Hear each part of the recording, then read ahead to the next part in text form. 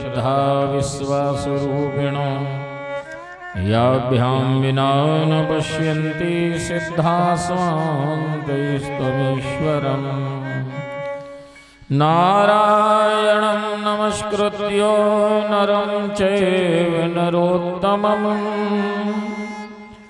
देवीं सरस्वतीं व्यासं ततो जयमुदीरयेत् मनोजीवं मारुततुल्यवेगं जितेन्द्रियं बुद्धिमतां वरिष्ठं वातात्मजं वानरयूथमुख्यं श्रीरामदूतं शरणं प्रपन्थे गुरुर्ब्रह्मा गुरुर्विष्णु गुरुदेवो महेश्वरा गुरु साक्षात् परब्रह्म तस्मै श्री गुरुवे नमः। कृष्णं नारायणं वन्दे कृष्णं वन्दे व्रजप्रियं कृष्णं द्वयपायनं वन्दे कृष्णं वन्दे प्रथासुतं। बोली सच्चिदानंद भगवान की जय। श्री वृंदावन बिहारी लाल की जय। श्रीमद्भागवत महापुराण की जय। श्री वेदव्यास जी महाराज की जय। श्री सुखदेव जी महाराज की। अपने अपने माता पिता की पितृदेवताओं की नमः। पार्वती पते हर हर महादेव। जय जय श्री राधे।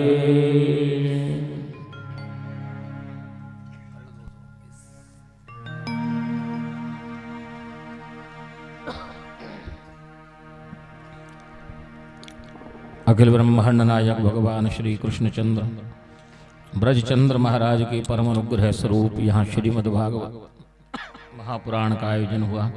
आज का तृतीय दिवस भगवान की परम पावनी जगत तारिणी मंगलमयी कथा आरंभ हो। उसके पूर्व भगवान नाम का आश्रय ग्रहण करके हम अपनी वाणी को पवित्र करें और भगवान से प्रार्थना करें हमारा मन आपके श्री चरणों में आपकी मंगलमयी कथा में लग जाए। तो आइए भाव के साथ हरि नाम का आश्रय ग्रहण करें।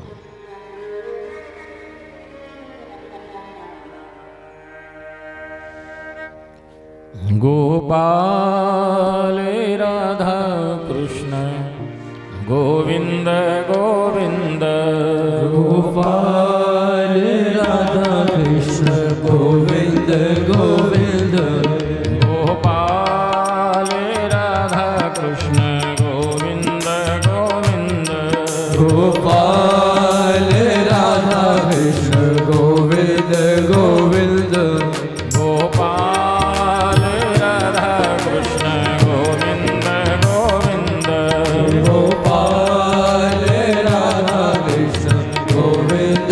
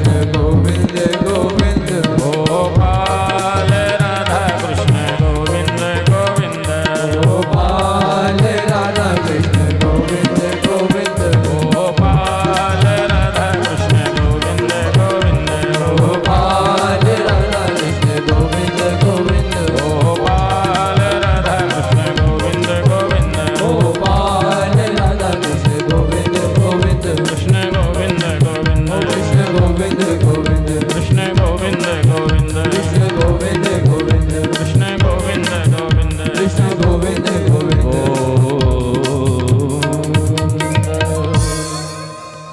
बोली गोपाल कृष्ण भगवान की जय जय जय जय राधा रमण जय जय नवल किशोर जय गोपी चित चोर प्रभु जय जय माखन चोर हे अर्जुन के सारथी तुमको कोटि प्रणाम आओ मेरी भी थाम लो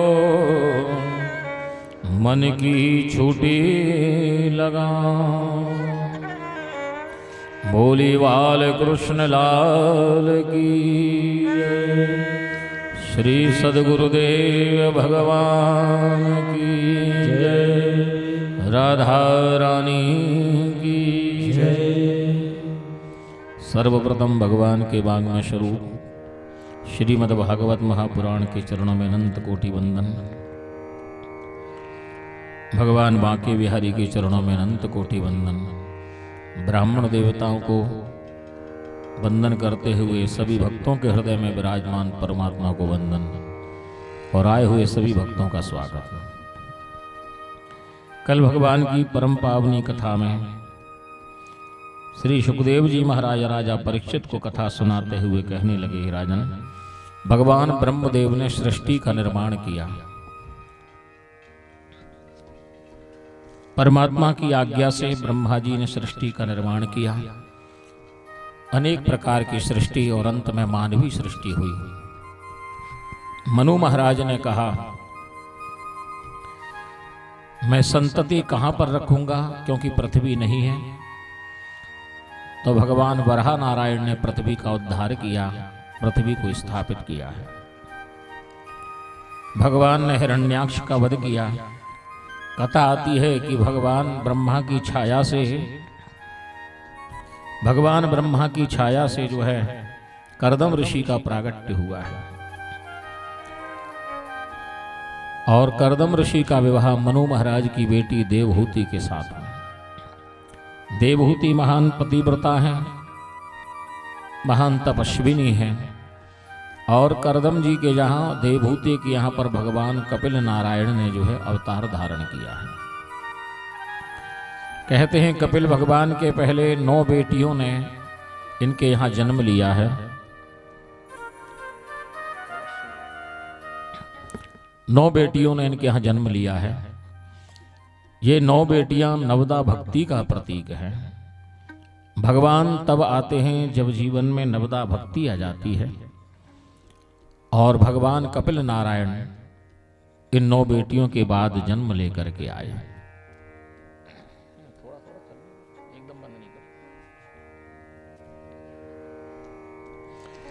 बोली वृंदावन बिहारी लाल की जय। भगवान कपिल नारायण ने अवतार धारण किया है। कहते हैं कपिल भगवान ने माता देवहूति को सांख्य शास्त्र का ज्ञान प्रदान किया है। 9 बेटियों का विवाह ब्रह्मा जी के 9 मानस पुत्रों के साथ में हुआ है। भगवान कपिल जब पधारे हैं तो उसी समय भगवान ब्रह्मा जी अपने 9 पुत्रों के साथ उनके दर्शन करने आए हैं और कपिल भगवान की 9 बहनों का विवाह ब्रह्मा जी के 9 मानस पुत्रों के साथ में हुआ है। इन्हीं में एक बेटी का नाम है अनुसुईया और ब्रह्मा जी के पुत्र हैं, उनका नाम है अत्रि।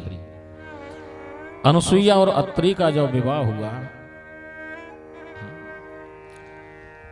अनुसुईया और अत्रि का जब विवाह हुआ है, दोनों ने भगवान की तपस्या की है और भगवान उनके यहाँ पर प्रकट हुए हैं। वर्णन आया है कि दोनों ने जो है विवाह के उपरांत भगवान का तप किया है। प्राणायामेन संयमा मनोवर्ष शतम मुनि अतिष्ठेक पादेन निर्द्वंद्व निलभोजनः शरणं त्वं प्रपद्येयं यायेव जगदीश्वरः प्रजामात्मसमां मह्यं प्रयच्छति विचिन्तयनम्। बेस बढ़ाइए।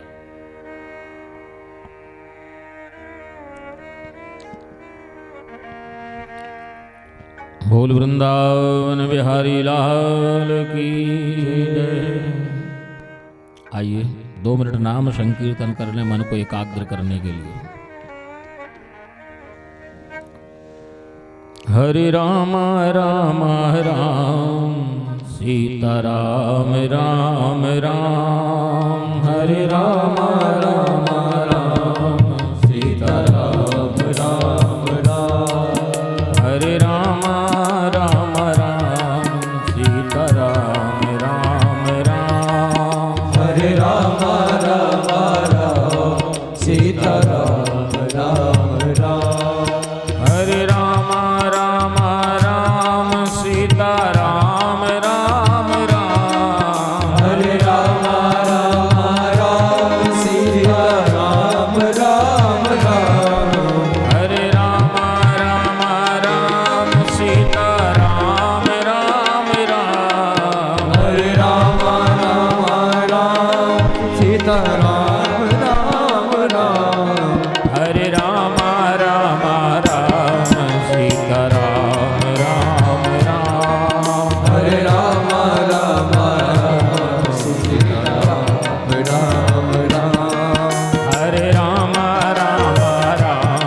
सीता राम राम राम,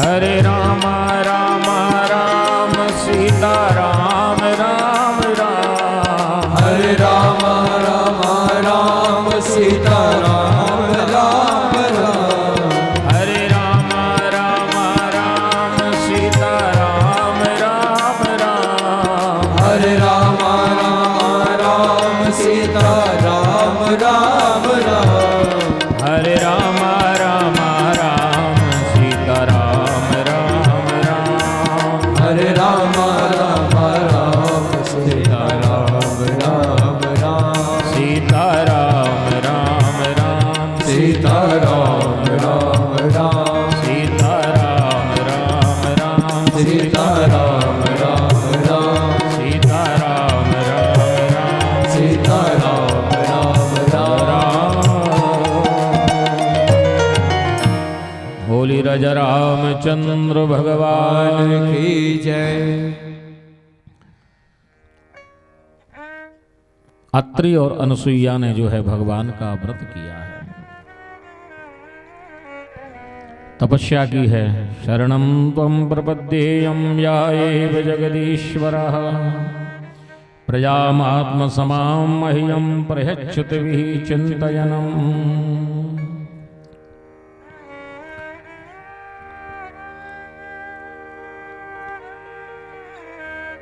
अत्रि और अनुसुईया भगवान की प्रार्थना करते हैं, तपस्या करते हैं। भगवान ब्रह्मा विष्णु महेश तीनों प्रकट हो गए। वरदान मांगो, क्या चाहिए। अत्रि जी कहने लगे, प्रभु पहले ये बताइए, हमने जिनकी तपस्या की थी वो कौन है आप तीनों में से। भगवान कहने लगे कि तुमने ना तो ब्रह्मा जी का नाम लेकर के तप किया था, ना विष्णु जी का नाम लेकर के तप किया था, और ना शिव जी का नाम लेकर के प्रार्थना की है। शरणं त्वं प्रपद्येयं याएव जगदीश्वरा। हे प्रभु, हम आपकी आराधना करते हैं, प्रार्थना करते हैं, आपके शरणागत होते हैं जो जगत के ईश्वर हैं, जगत का पालन करते हैं, संहार करते हैं, सृष्टि करते हैं। हम तीनों देवता ही अपने अपने कार्य में हैं, इसलिए हम तीनों को आना पड़ा। अत्रि जी कहने लगे, महाराज हम ये वरदान चाहते हैं, आप हमारे घर में पुत्र बन करके प्रकट हो। तीनों देवताओं ने वरदान दे दिया, हम तुम्हारे यहाँ पुत्र बन करके आएंगे। और यही तीनों महाराज भगवान शंकर के अंश से दुर्वासा जी, ब्रह्मा जी के अंश से ब्रह्मा जी और भगवान नारायण के अंश से दत्तात्रेय भगवान का प्राकट्य हुआ है। लेकिन भगवान कभी गर्भ में नहीं आते, ये कथा कल भी आई थी, क्योंकि गर्भ तो नरक जैसा वास है, तो भगवान कोई ना कोई लीला करके किसी की अवतार लेते हैं। कहते हैं कि एक बार त्रिदेवियों के मन में अनुसुईया के प्रति ईर्ष्या जागृत हो गई। अनुसुईया का नाम बहुत बढ़ गया, अनुसुईया महान पतिव्रता है।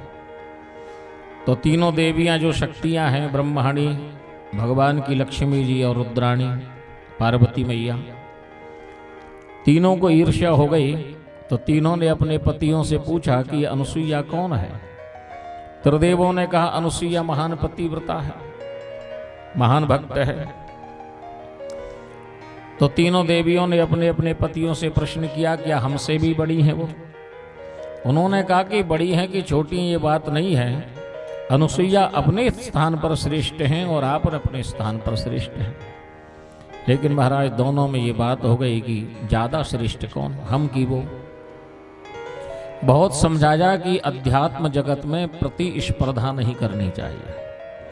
अपनी निजी साधना अपने लिए होती है, प्रतिस्पर्धा नहीं कि वो इतना करता है तो मैं इतना करूं, मैं उससे बढ़ के करूं, वो इससे कम करता है, ये स्पर्धा ठीक नहीं है।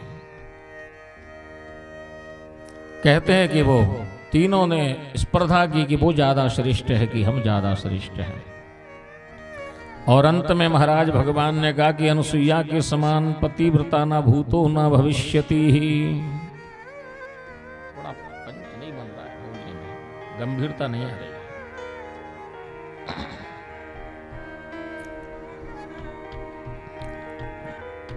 भगवान ने जब ये कहा, उनकी बड़ाई की है, तो महाराज त्रिदेवों ने जब ये कहा तो देवियां कहने लगी, महाराज आप जो है जाइए, कैसे भी कीजिए, अनुसुईया की महिमा कम हो, हमारा श्रेष्ठ नाम बना रहे। त्रिदेवों ने समझाया कि देखो, किसी को छोटा करने से कोई बड़ा नहीं होता है। अपने आप में बड़े हो जाओ तो किसी को छोटा करने की जरूरत नहीं है। एक टीचर ने जो है ब्लैक बोर्ड के ऊपर 2 लाइन खींच दी, लकीर खींच दी, और उसमें से कहा कि इसको एक को छोटी कर दो। एक बच्चा गया और जा करके एक लकीर को उसमें से थोड़ी सी मिटा दी, ये छोटी हो गई। दूसरे से कहा तो उसने भी ऐसा ही किया। एक बालक गया और उसने मिटाया नहीं, बल्कि उसके बगल में एक उससे बड़ी लकीर खींच दी। तो जब बड़ी लकीर खिंच गई तो दूसरी अपने आप छोटी हो गई। किसी को छोटा करना है तो मिटाने की आवश्यकता नहीं है, अपने आप को बढ़ा लो, सामने वाला अपने आप छोटा हो जाएगा। आप अपने आप को जो है संसार में स्थापित करें, मिटा करके छोटा नहीं करना किसी को। खुद ही को कर बुलंद इतना कि खुदा पूछे बता तेरी रजा क्या है। इतना बुलंद करो अपने आप को, इतना श्रेष्ठ बनाओ कि परमात्मा पूछे कि क्या राजी है तेरी, क्या चाहता है। यहां पर महाराज वर्णन है, त्रिदेवियों ने जब कहा, त्रिदेव कहने लगे ये तो ठीक नहीं है। फिर भी जिद पड़ गए तो तीनों के तीनों गए महाराज साधु का रूप बना करके अनुसुईया के आश्रम में जाकर के भिक्षा मांगने लगे। भवती भिक्षाम देहि माता भिक्षाम देहि। अनुसुईया माता भिक्षा लेकर के निकली है। त्रिदेवताओं ने अपने पात्र पीछे कर लिए, हम ऐसे भिक्षा नहीं लेते, हम अद्वैतवादी महात्मा हैं। अद्वैत का मतलब होता है कि जिसमें द्वैत ना हो। अपना पराया ना हो, सब एक ही समभाव से समझे, उसे कहते हैं अद्वैत, यानी दूसरा कोई नहीं, सब अपने ही हैं। महात्माओं ने कहा कि हमारा भाव इतना ऊंचा है, स्त्री पुरुष पशु पक्षी सब में से भेद मिट गया है, अद्वैत हो गया है। अनुसुईया ने कहा ये बहुत बढ़िया बात है, लेकिन महाराज आप भिक्षा नहीं ले रहे, इसका क्या कारण? बोले हम भिक्षा उसी से लेते हैं जिसके शरीर पर कोई आवरण नहीं होता है। जिनके शरीर पर कोई आवरण ना हो उसी से भिक्षा लेते हैं। आवरण ना हो इसका अर्थ है कि वस्त्र ना हो। तो अनुसुईया माता ने देखा कि ये तीनों देवता, तीनों जो है महात्मा जो बात कर रहे हैं वो मर्यादा अनुकूल नहीं है, लेकिन इनका तेज बताता है कि ये कोई श्रेष्ठ पुरुष है। नेत्र बंद करके ध्यान लगाया तो उसी समय महाराज देखा कि त्रिदेव खड़े हुए हैं। तीनों देवताओं को महाराज वंदन करके बोली महाराज अभी भीतर से आई, और भीतर गई। महाराज हाथ में जल का पात्र लाई, उन त्रिदेवों के ऊपर छोड़ दिया, और उसी समय तीन देवता बालक के रूप में परिणत हो गए। गोदी में उठा करके भीतर ले आई भगवान को, और बोलने लगी अब बताओ क्या खाओगे? फिर बोली खाओगे तो तब जब दांत आएंगे, अभी तो छोटे बच्चे हो, दूध पियोगे। और महाराज अनुसुईया माता भगवान को स्तनपान कराने लगी, कभी ब्रह्मा जी को, कभी विष्णु जी को, कभी शंकर भगवान को। ये कथा का तत्व है, जो जगत का पालक है वो बालक बन के पड़ गया है महाराज, माँ की गोद में है। तो भक्ति की इतनी बड़ी शक्ति होती है कि जगत का पालक भी बालक बना है। तीनों देवता माँ की गोद में खेल रहे हैं। तीनों देवता जो है माँ की गोद में खेल रहे हैं, और खेलते खेलते महाराज भगवान ब्रह्मा जी ने नारायण भगवान से कहा प्रभु ये भक्त के चक्कर में फंस गए ना। भगवान कहने लगे अब आ ही गए हैं तो बालक की पूरी लीला करें। भगवान शंकर कहने लगे कि बालक हमेशा हंसता ही थोड़ी है, रोता भी है। विष्णु भगवान ने कहा बात तो ठीक है, रोना भी चाहिए। ब्रह्मा जी को इशारा किया शुरुआत आप करो, सृष्टि रचना आप ही करते हो। ब्रह्मा जी ने रोना प्रारंभ किया। ब्रह्मा जी रोए, अनुसुईया माता उनको गोद में लेकर के चुप करा रही है। लेकिन महाराज जब तक वो चुप होते हैं तब तक दूसरे शुरू हो जाते हैं, और दूसरे चुप होते हैं तब तक तीसरे शुरू हो जाते हैं। अनुसुईया माता जो है परेशान हो गई। 3 पालने उन्होंने डाल दिए, और पालने में एक एक भगवान के विग्रह को लिटा दिया, और तीनों की डोर एक साथ खींच रही है महाराज। क्या बढ़िया दृश्य होगा, जो सारे संसार को झुलाता है उनको ये मैया झुला रही है। एक भक्त ही है जो भगवान को झुला सकता है, भगवान को खिला सकता है, भगवान को रुला सकता है। भक्ति की ही ये महिमा है। रामायण का प्रसंग है, कहते हैं केवट जी जब भगवान को लेकर के नदी के पार गंगा पार चले, चली नाव गंगा की धारा, सिया राम लखन को पार उतारा। जा रही है गंगा की धार में नाव, जैसे किनारे पर पहुंचने वाली थी उसी समय केवट ने मोड़ दिया वापस, जहां से आए थे वहीं।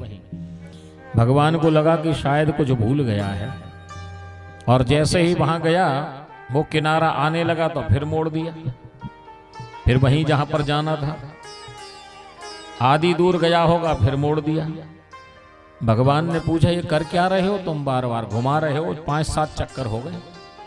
केवट कहने लगा महाराज आपको कोई तकलीफ है, मैं आपसे उतराई तो लूंगा नहीं घुमाने की, आप घूमते रहो।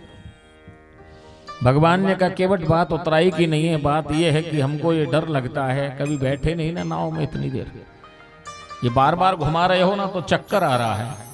केवट कहने लगा वाह महाराज, हमने 5-7 चक्कर लगवाए तो आपको चक्कर आने लगे, और हमको 84 का चक्कर लगवाते हो तब। 84 लाख योनि में भ्रमण करते रहते हम जीवात्मा, लख 84 में भरमाया, मुश्किल से ये नर्तन पाया, तब आपको नहीं लगता। तो एक भक्त ही है जो भगवान को घुमा सकता है, भगवान को रुला सकता है, भगवान को खिला सकता है, भगवान को सुला सकता है, लेकिन बहुत ऊंचाई पर है। भक्त की परिभाषा यही है, एक क्षण भी जो परमात्मा से विभक्त ना रहे, अलग ना रहे। अनुसुईया माता भगवान रो रहे हैं तो पालने में झुला रही है। झूल रहे तीन देव बन कर के लालना, झूल रहे तीन देव बन कर के लालना। माता अनसुईया ने डाल दिए पालना, माता अनसुईया ने डाल दिए पालना। झूल रहे तीन देव बन कर के लालना, झूल रहे तीन देव बन कर के लालना। माता अनसुईया ने डाल दिए पालना, माता अनसुईया ने डाल दिए पालना।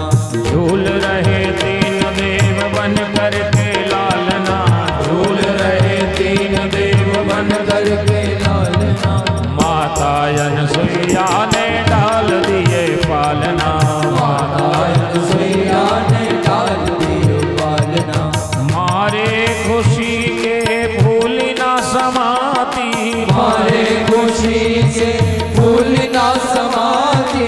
मारे खुशी के फूल ना समाती, मारे खुशी से फूल ना समाती। गोदी में लेती कभी झूला झूलाती, गोदी में लेके कभी झूला झूलाती।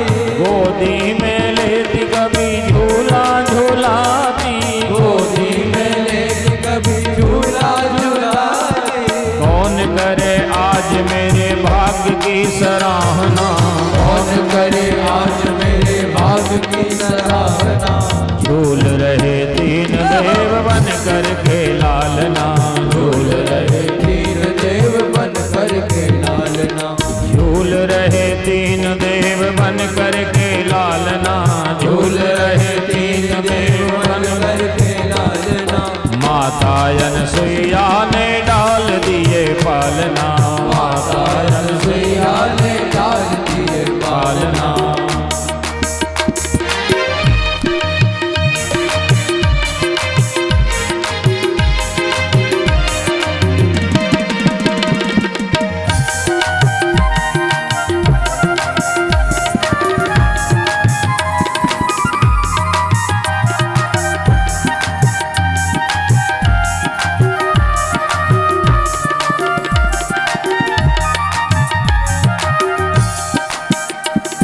स्वर्ग लोक छोड़ आज मृत्यु लोक पधारे, स्वर्ग लोक छोड़ आज मृत्यु लोक पधारे। स्वर्ग लोक छोड़ आज मृत्यु लोक सिधारे। स्वर्ग लोक छोड़ आज मृत्यु लोक सिधारे। ऋषियों की कुटियों में करते गुजारे, ऋषियों की कुटियों में करके गुजारे। ऋषियों की कुटियों में करते गुजारे। ऋषियों की कुटियों में करके गुजारे। सती के सामने नष्ट हुई कामना, सती के सामने नष्ट हुई कामना। झूल रहे तीन देव बन कर के लालना, झूल रहे तीन देव बन कर के लालना। झूल रहे तीन देव बन कर के लालना। झूल रहे तीन देव बन कर के लालना।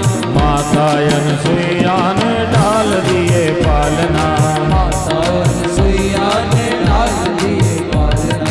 माता अनसुईया ने डाल दिए पालना, माता अनसुईया ने डाल दिए पालना।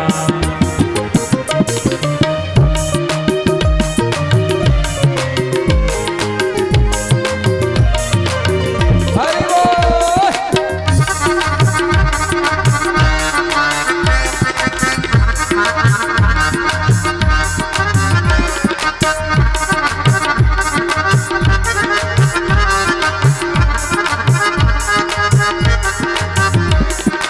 मेरे घरे आए मुझे देने को बड़ाई, मेरे घरे आए मुझे देने को बड़ाई। मेरे घरे आए मुझे देने को बड़ाई। मेरे घरे आए मुझे देने को बड़ाई। जाने गई हूँ इनकी सारी चतुराई, जाने गई हूँ इनकी सारी चतुराई। जाने गई हूँ इनकी सारी चतुराई। जाने गई हूँ इनकी सारी चतुराई। सती सतियों में इनकी ऐसी है भावना, सतियों में इनकी ऐसी है भावना, झूल रहे तीन देव बन करके लालना, झूल रहे तीन देव बन करके लालना, झूल रहे तीन देव बन करके लालना, झूल रहे तीन देव बन करके लालना, माता अनसुईया ने डाल दिए पालना, माता अनसुईया ने डाल दिए पालना, माता अनसुईया ने डाल दिए पालना, माता अनसुईया ने डाल दिए पालना, ना झूल रहे तीन देव बन करके लालना, झूल रहे तीन देव बन करके लालना, माता अनसुईया ने डाल दिए पालना, माता अनसुईया ने डाल दिए पालना, माता अनसुईया ने डाल दिए पालना, माता अनसुईया ने डाल दिए पालना। होली गुरुदेव भगवान की जय। माता अनसुईया के घर में भगवान बाल स्वरूप में पधारे हैं। अत्रि महाराज इन बालकों को देख करके आनंद मग्न होते हैं। तीनों देवियों के पति देवलोक से पधारे, वापस नहीं गए। उनके मन में विचार आया कि हमारे पति देव कहां चले गए।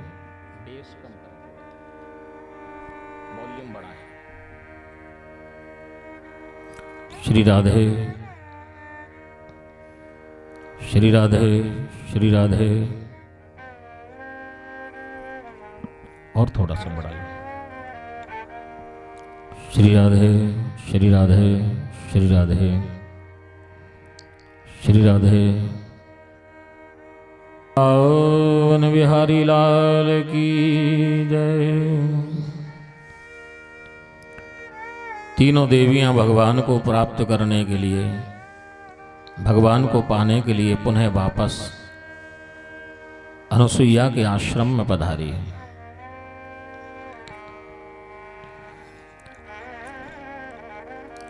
अनुसुईया माता की सेवा में लगी हैं।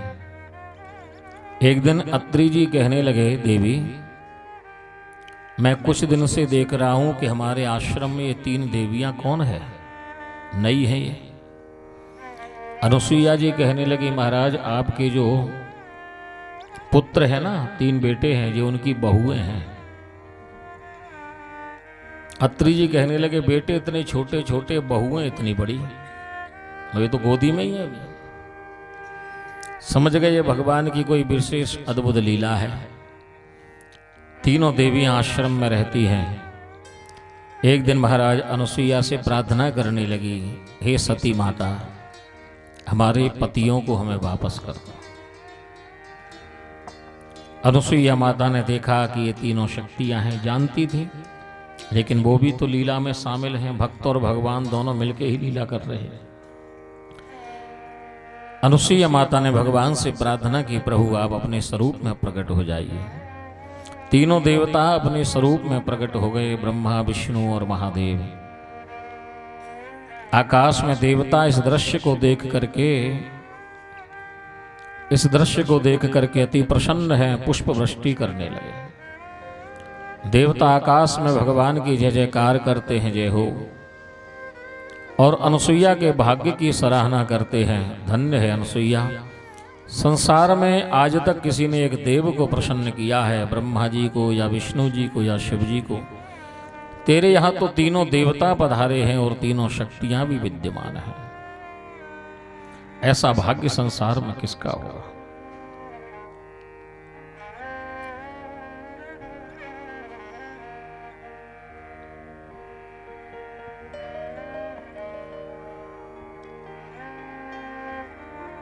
वृंदावन बिहारी लाल की जय।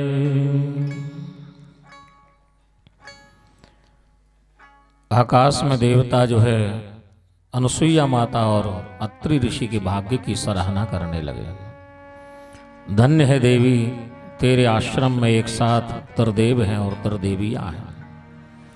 अनुसुईया माता भी भगवान से प्रार्थना करने लगी और भगवती से प्रार्थना की तीनों शक्तियों से, हे मां, संसार में आपसे बड़ा कौन हो सकता है। और मुझे मालूम है कि आपने ये लीला मिलकर के भगवान के साथ में की है, क्योंकि आप अपनी इस बेटी की महिमा बढ़ाना चाहती थी। और बात बिल्कुल सत्य है महाराज। यहां पर लग रहा है इस कथा में ये तीनों देवियों को ईर्ष्या हो गई थी, ब्रह्मा जी को, ब्रह्माणी को, पार्वती मैया को, लक्ष्मी मैया को।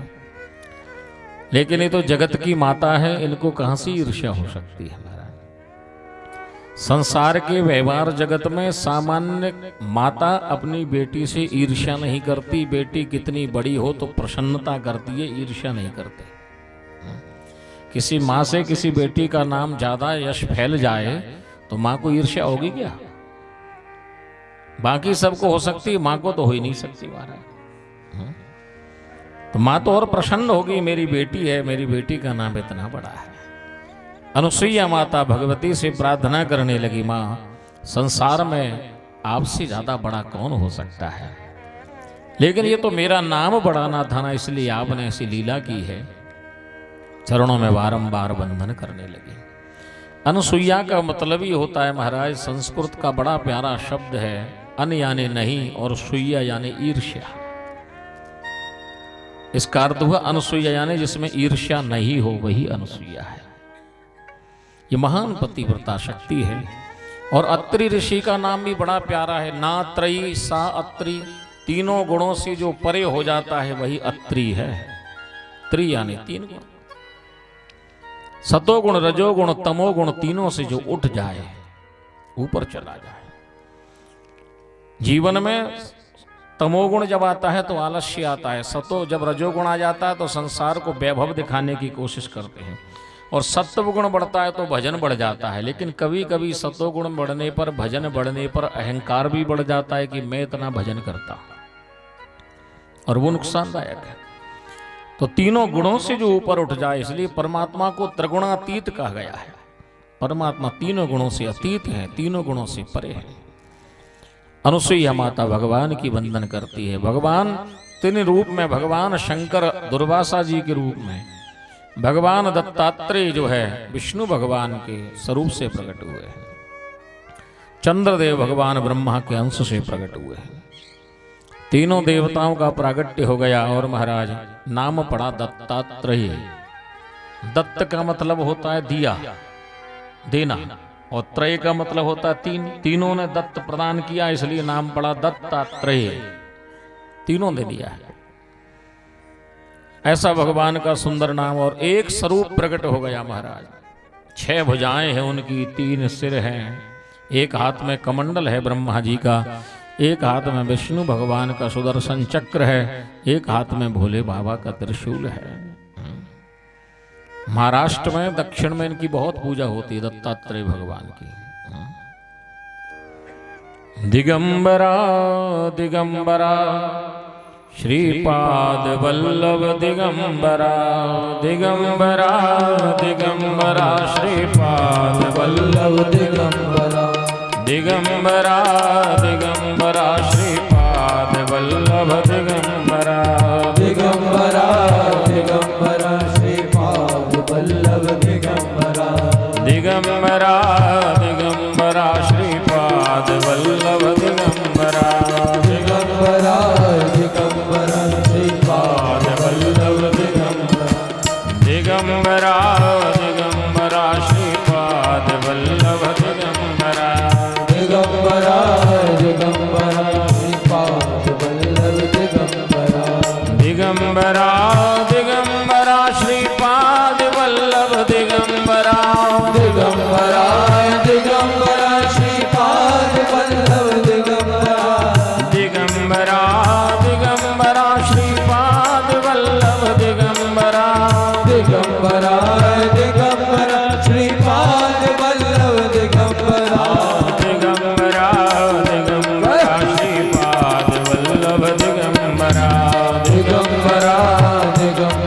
श्रीपाद वल्लभ दिगंबरा, श्रीपाद वल्लभ दिगंबरा, श्रीपाद वल्लभ दिगंबरा। अवधूत चिंतन श्री गुरुदेव दत्त श्री सद्गुरुनाथ महाराज की जय।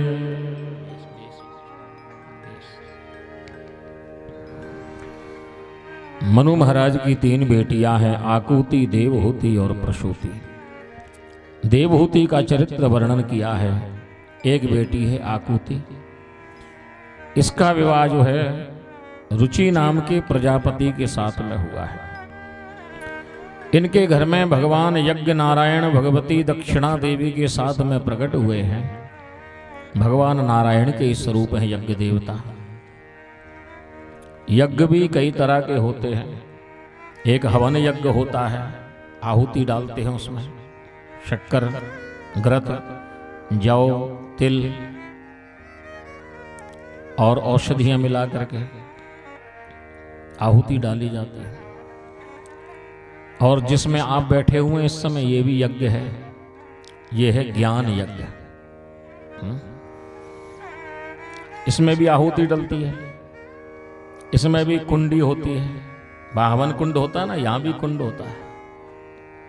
अब आप कहोगे यहां तो कोई कुंड बना नहीं है? एक एक मुंडी पर 2-2 कुंडी है।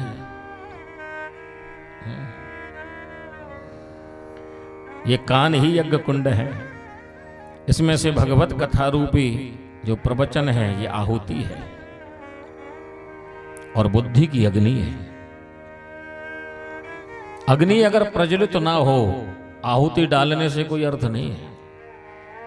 यज्ञ का नियम है। बुद्धि हमारी वहां पर नहीं हो जहां कथा हो रही है तो समझ लीजिए आहुति भी व्यर्थ जाएगी। बुद्धि की जो है अग्नि है, कानों के कुंड हैं और कथा रूपी जो है साकल्य है। इसलिए इसको कहते हैं ज्ञान यज्ञ है। ये ज्ञान यज्ञ। श्री सुखदेव जी महाराज कहने लगे, राजन, तीसरी बेटी उनकी प्रसूति है। इनके यहाँ पर भगवती जगदम्बा परा अम्बा सती के रूप में प्रकट हुई है और भगवती सती का विवाह भगवान शंकर के साथ में किया गया है। समय आया कि ब्रह्मा जी ने दक्ष को प्रजापति बनाया। प्रजापति देवताओं के यहाँ पर एक पद होता है और जब पद मिल गया महाराज, उनको मद आ गया। पद मिले और मद ना आए तो समझना ये भगवान की बहुत बड़ी कृपा है। संसार में जिसको पद मिलता है मद आ ही जाता है। रामचरितमानस में बाबा तुलसीदास जी महाराज वर्णन करते हैं, संसार में ऐसा किसने जन्म लिया है जिसको पद मिला हो और मद ना आया हो।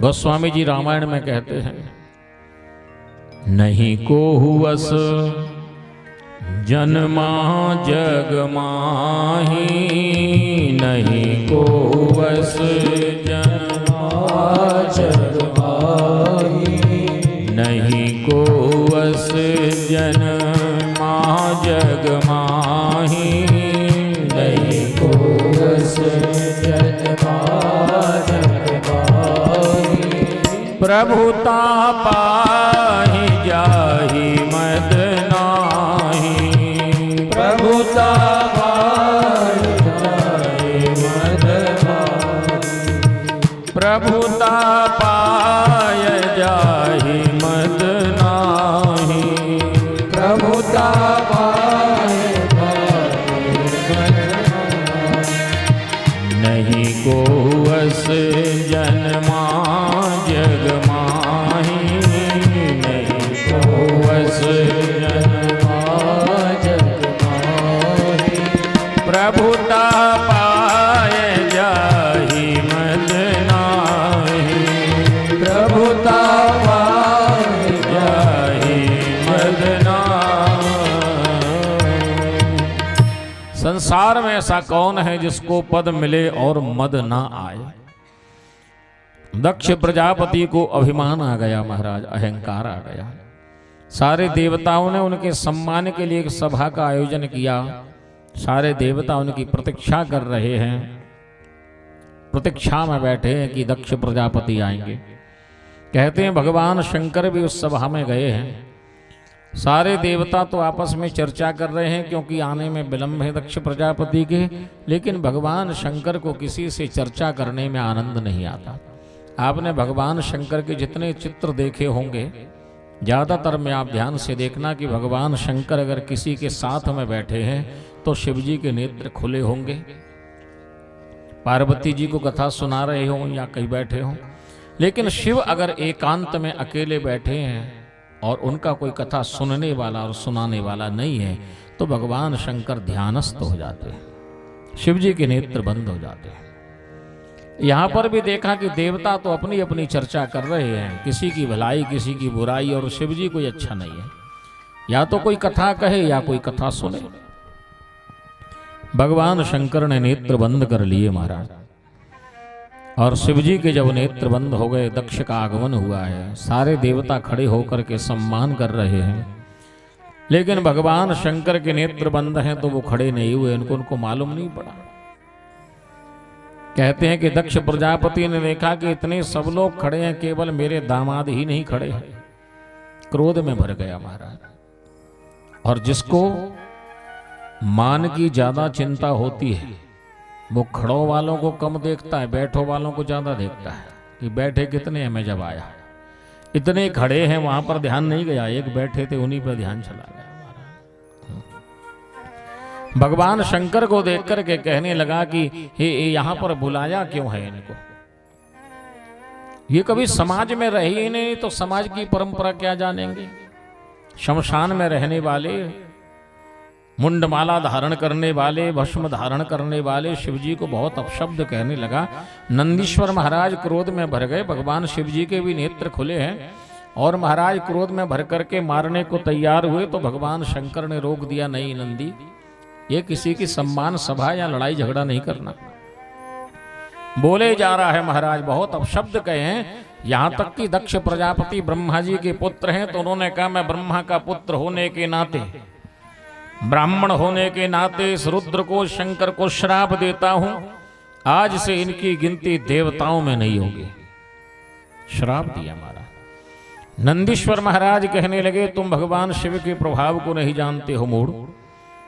मेरे भोलेनाथ शांत बैठे, इसका अर्थ तुम उनको समझ रहे हो कि निर्बल हैं। अगर उनका तीसरा नेत्र खुल गया तो सारी सभा सहित भस्म हो जाओगे। लेकिन शिव शांत कर रहे नंदी को। शिव तो शांत हो गए, नंदी को शांत किया। नंदीश्वर महाराज ने कहा तूने मेरे स्वामी को इतने अपशब्द कहे हैं और मैंने सुना है हरि हरि निंदा सुन ही जो काना, हो ये पाप गौ घात समाना। हरि की और हर की जो निंदा करता है वो तो पापी होता ही है, लेकिन जो सुनता है सामर्थ्यशाली होवे नहीं रोकता और उसका भी पाप का भाग लगता है। तूने इतनी शिव निंदा की है, मैं तुझे श्राप देता हूं दक्ष प्रजापति, जिस मुख से तूने शिव निंदा की है वो मुख तेरा इस धड़ के ऊपर अब नहीं रहेगा। श्राप दे दिया, तेरा मुख धड़ से अलग होगा। क्रोध में भरे हैं नंदी जी, भगवान शिव शांत कर रहे हैं, लौट गए वापस। दक्ष प्रजापति ने सोचा कि ये शिव के नंदी ने मेरे इतनी बड़ी अपमान कर दिया, शिव ने अपमान कर दिया, मैं इसका बदला अवश्य लूंगा। कहते महाराज कनखल में हरिद्वार में यज्ञ का आयोजन किया, उस यज्ञ में सबको बुलाया, लेकिन महाराज भगवान शंकर को निमंत्रण नहीं भेजा, शिवजी को निमंत्रण नहीं भेजा। सारे देवता जो है आकाश मार्ग से विमानों में बैठ बैठ करके जा रहे हैं। भगवान शंकर सती को कथा सुना रहे हैं। आकाश में से विमान निकलते देखा तो महाराज सती जी भगवान से पूछ बैठी, महादेव जी ये विमान कहाँ जा रहे हैं? भगवान शंकर ने कहा देवी कथा सुनो, विमानों को मत देखो। फिर और विमान निकले तो फिर सती ने पूछा। अच्छा एक और बात है कि कई लोग ऐसे होते हैं जहां लड़ाई ना हो रही हो वहां भी करवा दें। इतना बड़ा आकाश था, विमान कहीं से भी निकल जाते, जानबूझ करके कैलाश के ऊपर से ले जा रहे हैं देवता महाराज। होते हैं कई लोगों को बड़ा आनंद आता है, दूसरे में कुछ बातें हो कहा सुनी हो तो उनका आनंद लेने में बड़ा मजा आता है। मैंने कई लोगों को देखा, मोहल्ले में किसी की लड़ाई झगड़ा हो गया होगा, वो उसके घर नहीं जाता होगा, अगर और जो आएंगे जितने परिचित आएंगे उसके घर जाएंगे और जाते जाते उससे जरूर पूछेंगे जिससे लड़ाई हुई है, क्यों भाई तुम नहीं चल रहे हो क्या? उसको मालूम है इनकी बनती नहीं है, फिर भी पूछो क्यों तुम नहीं जा रहे हो? दक्ष प्रजापति के यज्ञ में सारे देवता जा रहे हैं। भगवान शंकर ने जो है सती से कहा देवी कथा सुनो। सती ने कहा नहीं महाराज बताओ ना बात क्या है। भगवान शंकर ने कहा देवी तुम्हारे पिताजी ने यज्ञ रचाया है, उसमें सारे देवताओं को बुलाया है, वहां जा रहे हैं। सती जी कहने लगी महाराज पिताजी ने यज्ञ किया हमें नहीं बुलाया, क्या कारण है? तब महाराज भगवान शंकर ने सारी घटना सारी कथा सुनाई है। आज देखिए कितनी अद्भुत बात है। इतने समय हो गया लेकिन भगवान शंकर ने सती जी को यह नहीं बताया कि हम तुम्हारे घर गए थे, यानी ससुराल गए थे अपनी, और वहां पर ऐसी ऐसी घटना घटी है। तुम्हारे पिताजी ने हमको इतने सुंदर स्तोत्रों से स्तुति की है। और आज के दामाद जी होते तो वहां भले ही कुछ ना बोलते, घर आते से ही लड़ते जरूर, आज के बाद तुम्हारे घर कभी नहीं जाएंगे। लेकिन शिव जी ने आज तक कोई चर्चा नहीं की महाराज। अब आप बताओ भला इस बिचारी का क्या उसमें है जिससे आकर के लड़ते हैं? इसने तो फोन करके नहीं बोला था ना कि हमारे पति देव आ रहे हैं उनका अपमान कर देना। कभी हो जाता है, करते नहीं है, कभी धोखे में नयास में 2 4 5 7 दिन का कार्यक्रम होता है, किसी के शादी विवाह में जाते हैं और कोई व्यवस्था कोई गड़बड़ हो गई, उसको तो लगेगा कि मेरी जानबूझ के व्यवस्था गड़बड़ की। भगवान शंकर ने सती जी को कुछ नहीं कहा। आज सारी बात सती जी को मालूम पड़ी। उन्होंने कहा स्वामी मैं पिता के घर जाऊंगी, पिताजी को मनाऊंगी और आपको भी सम्मान सहित वो बुलाएंगे। भगवान शंकर समझा रहे हैं सती ना जाओ, लेकिन सती नहीं मानी महाराज। सती महारानी पहुंची हैं, भगवान शंकर के कुछ गण भी गए हैं साथ में। सादर एक मिली एक माता, भगनी मिली बहुत मुस्काता। आदर से केवल एक मां मिली है, बाकी बहनें भी मिली, मुस्कुरा करके मिली। मुस्कुराहट भी 2 तरह की होती है महाराज, एक प्रेम की और एक कटाक्ष की। जैसे सती जी सामने आई तो बाकी बहनें बड़ी खुश होकर के बोली हाँ सती अच्छा हुआ तू आ गई, बहुत अच्छा लगा तेरे आने से, तू नहीं थी तो ऐसा सूना सूना सा लग रहा था। लेकिन सती जैसे ही वहां से मुड़ी तो आपस में बोली बिना बुलाई आई है। भगनी मिली बहुत मुस्काता, मुस्कुरा करके मिली, ऐसी कटाक्ष वाली मुस्कुराहट से महाराज सती मैया के पास पहुंची। मादर मां केवल एक आदर से मिली है महाराज। मां का तो संसार में कोई दूसरा तोड़ है ही नहीं प्यारे, मां तो मां है। मां का तो कोई संसार में तोड़ है नहीं। एक मैसेज मेरे पास व्हाट्सएप पे आया था। बूढ़ी मां अकेली रहती थी, विदेश से लड़के ने फोन करके बोला मां हम आ रहे हैं और अब तुम भी अकेली हो, साथ में ही चलना। मां बड़ी खुश हो गई, मेरा बेटा आ रहा है। बड़ी करुणा की बात उसमें लिखी थी महाराज। आया वो, मकान था, कहने लगा मां अब यहां आना नहीं है, मकान अकान भी बेच ले, सब पैसा ले, वहीं चले, वहां सब है व्यवस्था। मां ने औने पौने दांव में महाराज मकान की कीमत लगा दी, बिक गया। एयरपोर्ट ले गया, मां को बिठाल दिया, अभी आता हूं मैं व्यवस्था करके।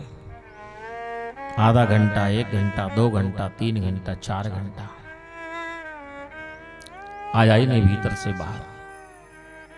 आखिरकार चौकीदार से पूछा, वो बिना पढ़ी लिखी थी, मेरा बेटा भीतर गया था लौटा नहीं, क्या टिकट नहीं मिला उसे? उसने कहा कि नहीं, जो फ्लाइट जानी थी वो तो 2 घंटे पहले जा चुकी है। नहीं नहीं, देखो शायद होगा।